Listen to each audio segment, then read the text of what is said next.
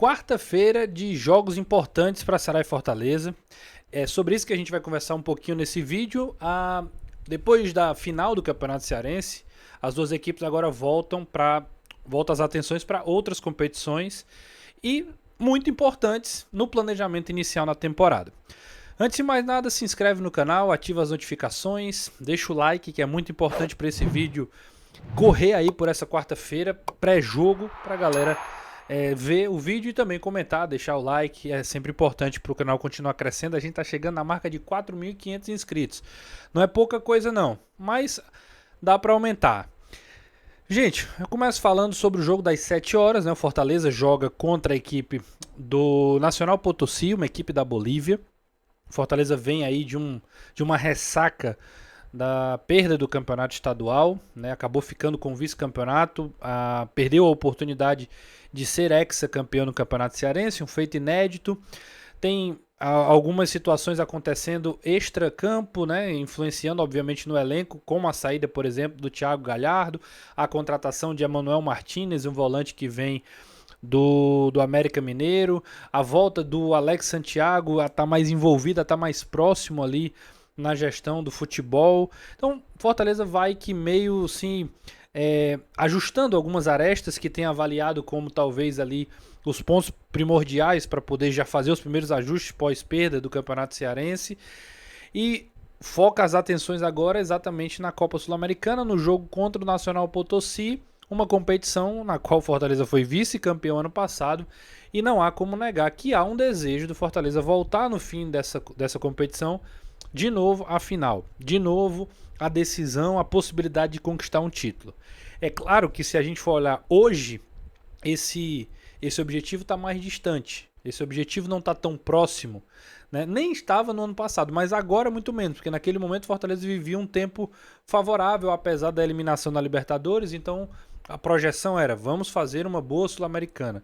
Agora o time vem de uma campanha ruim na primeira fase da Copa do Nordeste, e um campeonato cearense onde ele acaba não conseguindo jogar bem e perde o campeonato para o rival. O jogo hoje pode significar o recomeço, pode significar a retomada do Fortaleza na temporada. Mais do que o jogo em si, que eu acho que não é tão complicado, não é um jogo que requer aquela máxima de ter que jogar muito bem para poder vencer, como é esperado contra o Boca, pela grandeza do adversário. E aqui eu não estou desrespeitando o Nacional Potosí, eu estou falando apenas de nível. É claro, óbvio que o Fortaleza já demonstrou que se bobear vai perder para times muito inferiores a ele, da Série D do Campeonato Brasileiro ou mesmo que não tem divisão. O foco não é diminuir o Nacional Potosí, mas é dizer que o Fortaleza não vai precisar jogar tanto para ganhar. E isso talvez seja importante para que ele possa, primeiro, voltar a vencer e, segundo, tentar jogar bem, tentar jogar melhor. Acho que é a hora do Fortaleza dar a resposta que ele não deu ainda nessa temporada. É possível, é um Fortaleza que já se redescobriu outras vezes. A gente vem falando que isso poderia ter acontecido em outros momentos, mas depois de uma perda, depois de uma ressaca, o Vojvoda tendo que fazer mudanças, talvez uma conversa mais esclarecida, mais clara com o elenco, pode trazer tudo isso à tona. As mudanças fora do campo podem acabar interferindo nisso também. A observação de que mudanças vão acontecer, de que o Fortaleza está se mexendo para poder aproveitar a janela de transferências, a possibilidade dele trazer outros 2 atacantes, um lateral esquerdo, tudo isso mexe com o elenco, isso é inegável. Quem vai ficar? Todos vão ficar? Alguém vai sair?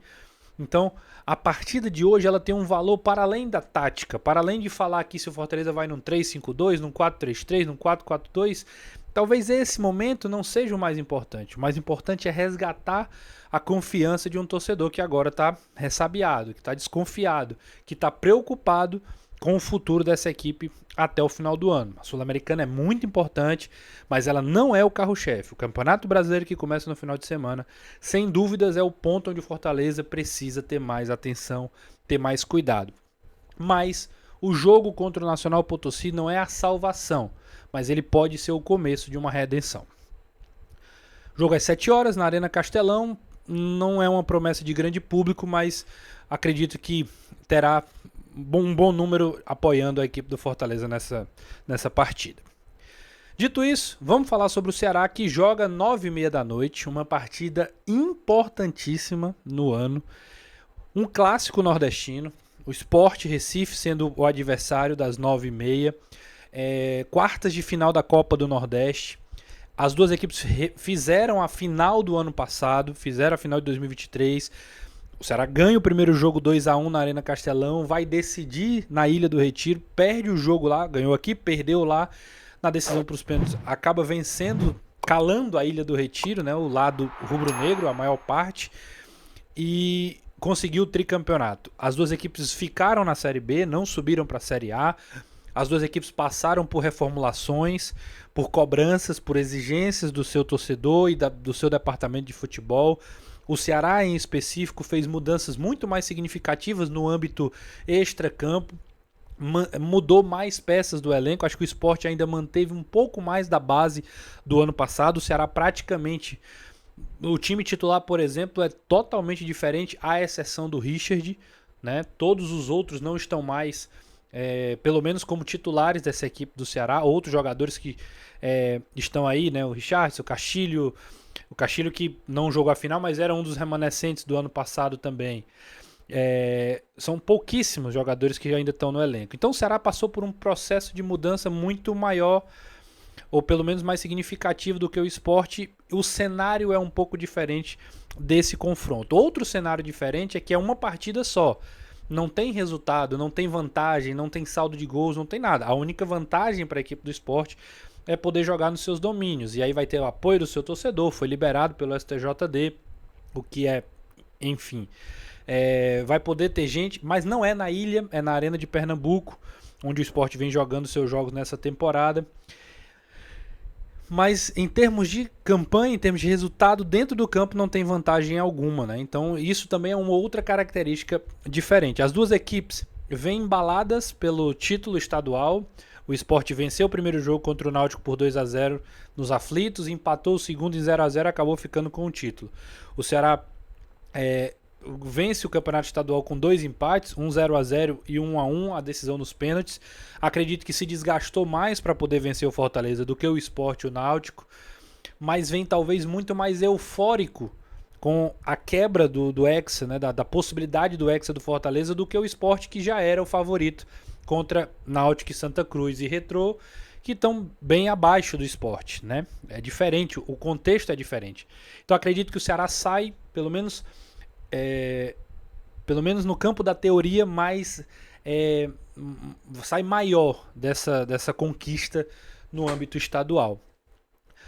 Dito isso, acho que vai ser um jogo muito equilibrado. Acho que o Ceará, né, precisa ter muita atenção. O Sport é um time que, quando joga em casa, principalmente, sufoca, faz pressão, não deixa jogar, encurrala quando é necessário. Tem jogadores que têm capacidade individual.